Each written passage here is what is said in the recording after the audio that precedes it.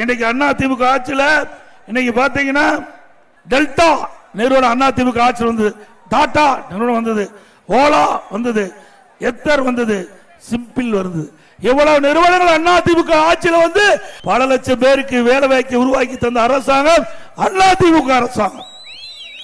இதே புரட்சி தலைவர் அம்மா அவர்கள் முதலாக தமிழ்நாட்டிலே 2015ஆம் ஆண்டு உலக முதலீட்டாளர் மாநாட்டை சென்னையில் நடத்தினார்கள்.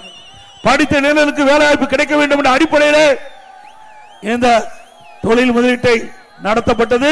சுமார் 2,42,000 கோடி தொழில் முதலீட்டு ஈர்க்கப்பட்டு 98 புரிந்துணர்வு ஒப்பந்தங்கள் போடப்பட்டு இன்றைக்கு பெரும்பாலான புரிந்துணர்வு ஒப்பந்தங்கள் செயல்பாட்டுக்கு வந்திருக்குது. அதனாலதான் இளைஞருக்கு வேலை கிடைச்சிருக்குது. அம்மா வழியிலே வந்து அம்மாவுடைய அரசாங்கம் 2019 ஜனவரி மாசம் சென்னையில் தொழில் முதலீட்டாளர் மாநாட்டை நடத்தணும். 3,05,000 கோடி தொழில் முதலீட்டை ஈர்த்தோம்.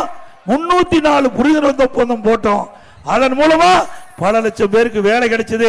அந்த தொழிற்சாலைகள் எல்லாம் இன்றைக்கு பெரும்பாலான தொழிற்சாலை பயன்பாட்டுக்கு வந்திருக்குது. சில தொழிற்சாலைகள் கட்டப்பட்டு வருகிறது. இது அதிமுக ஆட்சியில் இருக்கும் போது கொண்டு வரப்பட்ட செயல்பாடுகள்.